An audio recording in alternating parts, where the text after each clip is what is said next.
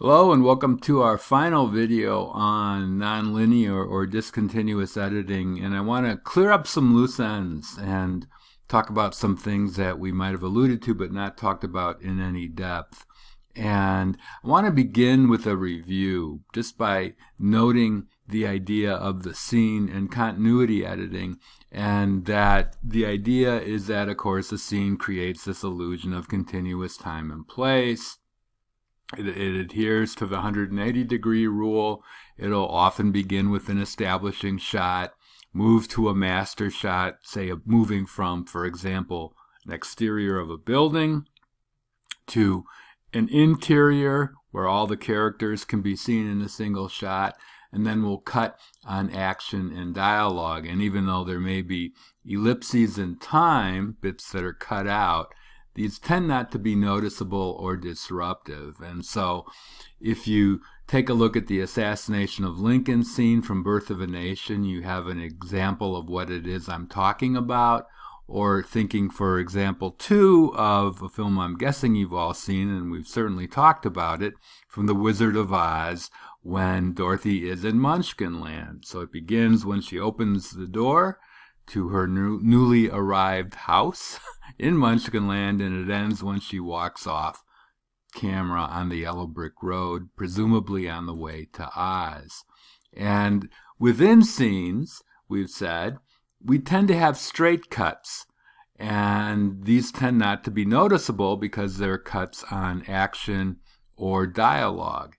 And we've seen, for example, in SLC Punk, that a unit that could have been shot as a scene, the acid trip in the park, was really not shot that way at all. There are dissolves where normally there would be straight cuts and all kinds of crazy editing work. And so this is, again, examples of continuity editing. So sequences, on the other hand, tend to be a little bit different. So they'll manipulate either time or place so that we get the illusion that things are happening at different times or different places, even though there's a unity to it. In other words, there's some bit of action that will be resolved, or bits of action that will be resolved within a sequence, but it doesn't happen at the same location at the same time. One or both time and or place are not unified. Perhaps the most famous type of editing like this is the so-called montage sequence, and I'm going to show you a clip from a film you're probably familiar with, Team America, which explains what it's doing while it's doing it. I think I know just what we need.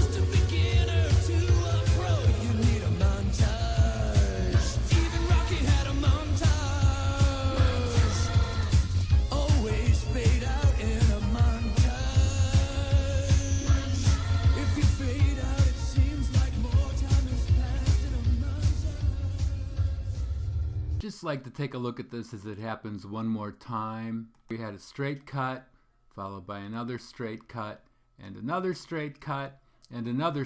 Up until now, we've had the sense of cutting from one location to another, right? We've had the conversation, and now we're in the firing range, and that'll continue for a couple more shots. Then things get a little more interesting. What we have here is, of course, a cut to a different time and a location. And also, as you notice, the right-hand side of the screen, we're involved in this wipe process that will reveal a third of the frame at a time. So also using split screen editing.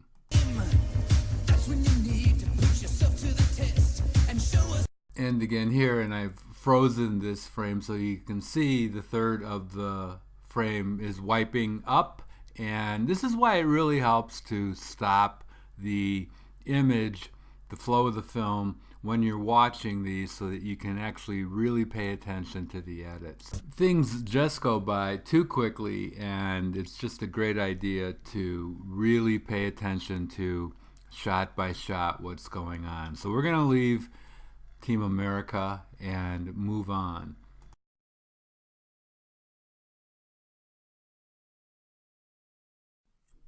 In any case, within edits, within sequences, any number of editing techniques can be used. So there might be a fade, there might be a dissolve, there might be a wipe, and we've seen this already, for example, with Citizen Kane in the News on the March segment, how wipes were used quite regularly and dissolves and so forth. So we understand that we're not at the same location at the same time. For the sake of variety, I want to go back to 1944 and Citizen Kane, and we're going to dissolve from this shot into another sort of sequence which takes place at the same place at different times and shows us the disillusion of a marriage between the title character and his wife. It was a marriage just like any other marriage.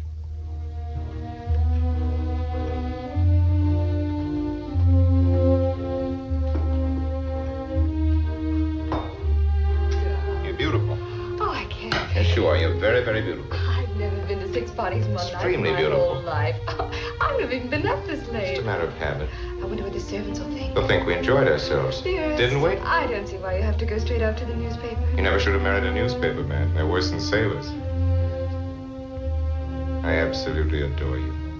Oh, Charles, even newspaper men have to sleep. I'll call Mr. Bernstein, have him put off my appointments until noon. What time is it? Oh, I don't know. It's late. It's early. Charles, do you know how long you kept me waiting last night while you went to the newspaper for 10 minutes?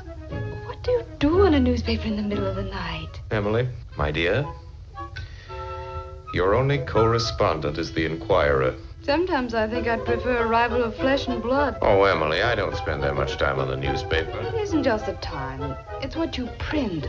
Attacking the president. You mean Uncle John? I mean the president of the United States. He's still Uncle John. He's still a well-meaning fathead who's letting a pack of high-pressure crooks run his administration. This whole oil scandal. He happens to be the president, Charles, not you. That's a mistake that will be corrected one of these days. Your Mr. Bernstein sent Junior the most incredible atrocity yesterday, Charles. I simply can't have it in the nursery. Mr. Bernstein is apt to pay a visit to the nursery now and then. Does he have to? Yes. Really, Charles? People will think... What I tell them to think.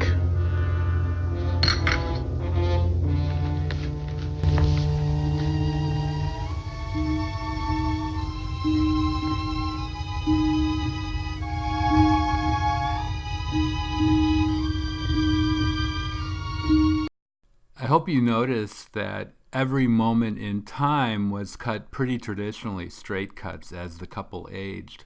And in between we had these weird kind of spinning motions that brought us from one time to another. So montage sequence using same space, different time. At this time I'd like to go back to the film The Cutting Edge and a section entitled Fragmenting Time and Place. And the discussion leads in part to cubism, which is like the image you see here, that seemingly has captured time moving in a still image, so film influencing the other arts. But in any case, I hope you enjoyed this, and we'll see you on the other side. This kind of cutting in out of sight, and in movies like JFK, represents a further break from Griffith's classic style of seamless editing. Y'all gotta start thinking on a different level, like the CIA does. Where editors once labored to preserve the illusion of continuous time and space, They now fracture it at will, creating new possibilities for storytelling. Exactly what he said he was. A patsy. Oliver Stone is a very wonderful director for an editor because he gives the editor free rein. He says to the editor, play jazz. Just go free form. There is a scene in JFK where Oswald walks from a house to a theater, and he said, just when you cut the scene, just make it very chaotic. So I cut the scene in what I thought was a chaotic way, and I showed him the next day, and he said, no, it's got to be way more chaotic than that. Since we cut JFK on a 3/4 inch linear editing system, one thing it had was the ability to hit these buttons and change where the edit went. So I sat there and just banged on the keys like this, and I showed it to him the next day, and he went, that's it. It's in the movie. In XXX, I did have a new editing philosophy. I had been interested in cubism all my life. And one day I was watching extreme sports videos. Somebody will do some amazing stunt, and they'll do it in reverse, and then they'll do it forward, and then they'll do it in reverse.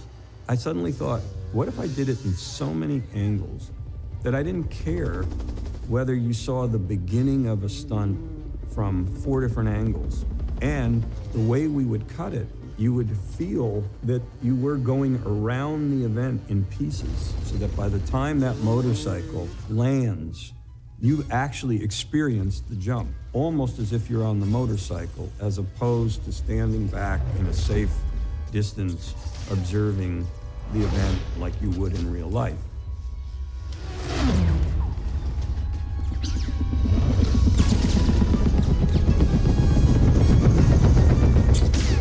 This is not real life. This is really relishing this action moment. I'd like to conclude by talking a bit about subliminal editing. And basically, subliminal means beneath the consciousness of. And in the film Fight Club, Brad Pitt plays a projectionist who inserts splices of pornographic images into movies, and it has a various effect. And in the film itself, the director, David Fincher, uses the same technique, basically, and we're going to see it slowed down here in a moment. This is the first appearance of Brad Pitt, very quick. It's basically 4 frames of the film. Here's the second image of Brad Pitt, and the third, and finally the fourth, very quick. And most people, upon viewing Fight Club when it was released, didn't really notice the edits, the subliminal edits. And the idea was to implant in the mind of the viewer this idea that it was really the Ed Norton character that was creating Brad Pitt, which in fact, spoiler alert, I've already given it away, is what's going on. So just taking a look again, more slowly, at what you see if you were to stop the film at this point, and that is the subliminal edit. Subliminal edits were used in advertising but made illegal in the early 50s and was often, though, used in horror films. This is from The Exorcist in the 1970s, and this is Father Karras's Dream, and there is in this clip a subliminal edit. And see if you can catch it. Too late, it's already gone. But it's interesting, this, in terms of the editing, this scene, this kind of dreamlike non-continuity editing. So I'm going to leave it at that. I hope you're all well. Take care. See you soon.